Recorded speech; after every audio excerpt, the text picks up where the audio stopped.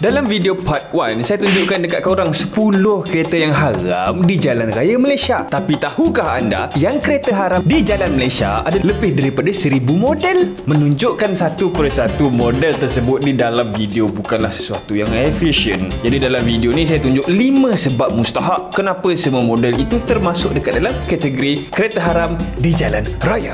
Dan tahukah anda yang saya jual air freshener? Namanya Aerilavia Air Freshener. Walaupun kelihatannya sama dengan jenama lain, Aerilavia Air Freshener jatuh di dalam kategori homemade kerana setiap Aerilavia Air Freshener dikaitkan dengan volume yang sedikit pada satu masa. Result dia dengan 4 jenis wangian sahaja, setiap satu wangian pun akan beri haruman yang wangi dan berkekalan. Satu lagi hal yang berbeza dengan Aerilavia adalah level window yang mudah untuk kita pastikan sama ada parfum kereta itu masih berfungsi ataupun tidak. Benda ni macam remeh, tapi saya sendiri pakai parfum kereta, susah pun nak tahu ada lagi ke tak perfume ni. Macam tak ada je, kalau tak ada saya nak buang. Aerilavia Air Freshener tak ada masalah macam ni.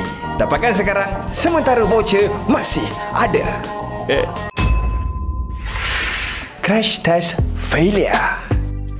Crash test ni benda yang kadang-kadang kita tengok kereta berlanggar dengan obstacle secara sengaja. Lepas tu ada pula manusia tiruan dalam tu semasa perlanggaran. Jadi selepas langgar, orang yang stage benda ni akan check lah manusia tiruan tu. Di setiap point crash dummy akan ada indikator pada bahagian mana yang memberi impact, dan ini simulasi untuk persekitaran sebenar nanti kepada setiap model kereta. Itu yang semua orang tahu. Yang orang tak tahu, mangsa kemalangan pertama melibatkan kereta adalah pada 31 Ogos 1869 oleh Mary Ward dengan kereta yang menggunakan steam engine serupa dengan lokomotif pada masa itu. Kemalangan kedua yang direkodkan berlaku 30 tahun selepas itu. Jaraknya jauh. Tahun 1954 lah crash test paling pertama dilakukan. Tapi bukan pakai dummy. Researcher guna diri diorang sendiri sebagai test subject. Langgar je sesama sendiri. Lepas 400 test, researcher tak larat sangat dah. Apa benda ni? Aku ambil diploma bukan untuk jadi crash dummy.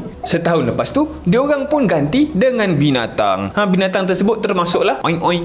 Yang gitu. Fast forward hari ni di Malaysia, untuk car maker mula menjual model kereta di Malaysia, car maker perlu submit VTA application procedure. VTA stands for Vehicle Type Approval. Dalam VTA itu, kita kena ada kelulusan dari setiap badan tertentu, termasuklah SIRIM, MIROS, MITI, Custom, Puspakom dan pelbagai lagi entiti merangkumi 14 badan barulah boleh jual. MIROS yang ada dekat dalam tu, salah satu kerja dia meluluskan crash test lah. Kalau crash test model tu 5 star, lulus. Kalau masa crash test NCAP ranking rendah, revise balik sampailah puas hati. Sebab tu kebanyakan kereta dari India diharamkan untuk dijual di Malaysia oleh sebab NCAP rating untuk kereta daripada sana terlalu rendah. Dari video kita boleh tengok Renault dan Maruti Suzuki untuk market India. Result untuk crash tersebut, pelanggaran itu terkesan sampailah ke A-pillar dan mencederakan crash dummy. Cedera dummy tu, kesian dia. Emission ni ada dua perkara untuk diambil kira, exhaust gas dan juga bunyi. Enjin kereta mahupun motor secara raw dia menghasilkan gas dan bunyi yang sangat bising. Biasanya kalau di racetrack macam Sepang, kebanyakan kereta straight pipe macam tu lah bunyi kereta tanpa regulasi emission. Dia kalau dah pergi, dia start je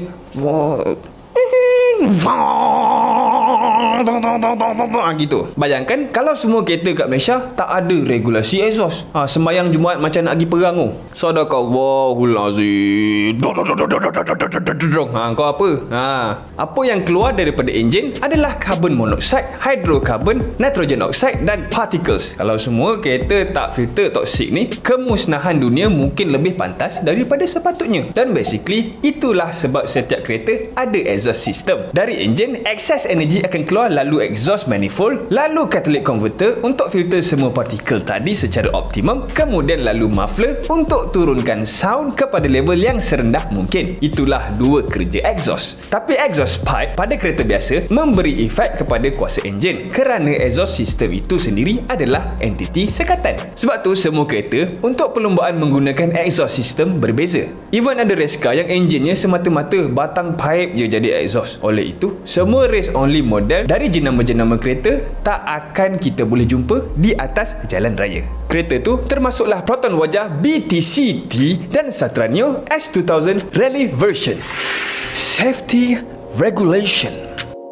Siapa pernah tengok kereta ni? Ini jenama Caterham. Dan percaya atau tidak, jenama ni pernah ada kaitan yang kuat di Malaysia sebagai support untuk F1 Malaysia Team, specifically daripada Aisyah. Tengok kereta ni, dari luar dah nampak macam haram untuk digunakan di Malaysia. Tapi hakikatnya, kereta ini road legal. Tengok pula Lotus 311. Nampak macam tak halal dengan tak ada cerminnya, tapi road legal. Kita boleh tengok yang dalam dua kereta ini terdapat roll cage dan juga 6-point harness seat belt, iaitu item dan features yang haram untuk ada di jalan raya. Tapi sebenarnya roll cage dan seat belt adalah satu kesalahan apabila dua ni ada di dalam kereta sebagai modifikasi. Saga tak ada roll cage dengan harness, tiba-tiba ada satu kesalahan. Kenapa? Sebab roll cage sebagai modifikasi lebih berbahaya di mata JPJ untuk pemanduan jalan raya. Dan kita boleh tengok logik dia. Macam ni, kegunaan roll cage biasanya akan dipasang bersama 6-point harness, dan 6-point harness hari ni wajib dipakai bersama helmet dan hands device. 6-point harness dan 3-point seat belt ada perbezaan ketara semasa impact. 3-point seat belt akan ada yang orang panggil play. Dia bukan rigid,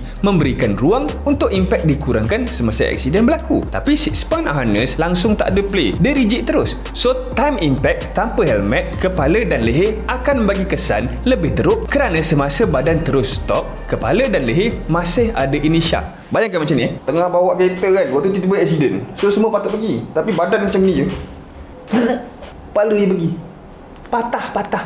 Dan roll cage tanpa harness dan helm juga memberi kesan lebih teruk daripada tiada roll cage. Sebab banyak kejadian semasa impact, kepala pergi dekat roll cage yang keras itu, padahal kalau tak ada roll cage, lepas aksiden boleh selamat lagi. Nak pakai roll cage, kena siap lengkap harness, hands dan helmet. Kereta jiran.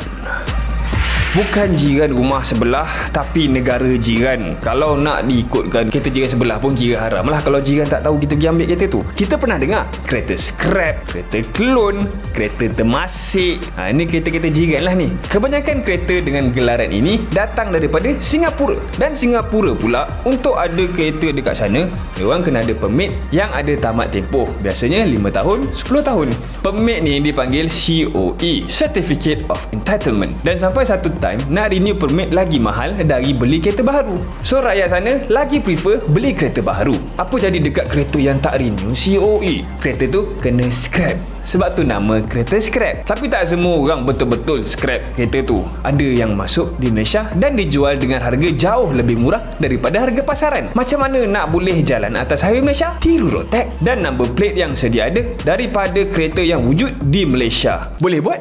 Boleh. Legal ke tak benda ni? Tak legal. Mustahil boleh legal. Sebab menyusahkan orang yang diklon. Sebab pakai number plate clone kan? Dari situlah datangnya nama kereta clone. Punca sebenarnya adalah kerana Undang-Undang Import Kenderaan Malaysia AP tidak membenarkan kenderaan negara jiran untuk diimport di Malaysia. Sebab tu kereta clone ni semua wujud. Kenapa korang rasa government tak bagi import kereta jiran? Komen kat bawah. Memang tak boleh import langsung ke? Boleh sebenarnya. Tapi prosedur ketat amat orang panggil. Lepas tu kena lalu bidding. Dan biasanya lepas bid harga tak rendah daripada used car pun. Kereta curi. Ni benda yang paling obvious lah kan. Untuk video part 1, ramai yang komen kereta yang haram adalah kereta curi. Sepanjang saya buat video sebelum tu kan, saya tak pernah terfikir langsung pasal tu. Tapi betul lah kan? Dari VTrack Statistik, Jabatan untuk Kes Curi Kereta Malaysia keluarkan report yang hampir 3,000 kenderaan yang dilaporkan dicuri pada tahun 2022. Dan dalam amount tu, Toyota Hilux mengungguli kedudukan paling tinggi dicuri, iaitu pada 204 unit. Dan tambahan, kereta Wira dah duduk di top 3 sebagai kereta paling banyak dicuri selama 11 tahun berturut-turut. Yang tu saya terkejut. Tapi yang saya lagi terkejut, wujud rupanya Jabatan untuk Kes Curi Kereta. Kecil betul niche dia. Bukan sebab demand Hilux dan Wira ini tinggi di pasaran cerah saja, malahan dua model ini juga ada demand yang tinggi di pasaran gelap. Dan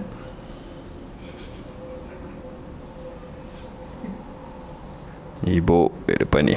Dan hal ini juga ada kaitan dengan demand untuk alat ganti. Jadi selepas dicuri, cara paling common adalah untuk keluarkan organ-organ dalaman dan dijual secara berasingan. Saya tak ada cerita detail aku kenapa kereta-kereta ni masuk dekat dalam kategori haram. Apa korang rasa pasal list ni? Komen dekat bawah. Terima kasih kerana menonton video ini. Sila subscribe to this channel sekarang. Sebab kalau korang tak subscribe, kan terlepas pula video-video lain nanti. Beli Aerolavia F Rational untuk dapatkan pengalaman memandu yang lebih baik. Saya Zakirin, jumpa lagi lepas ni.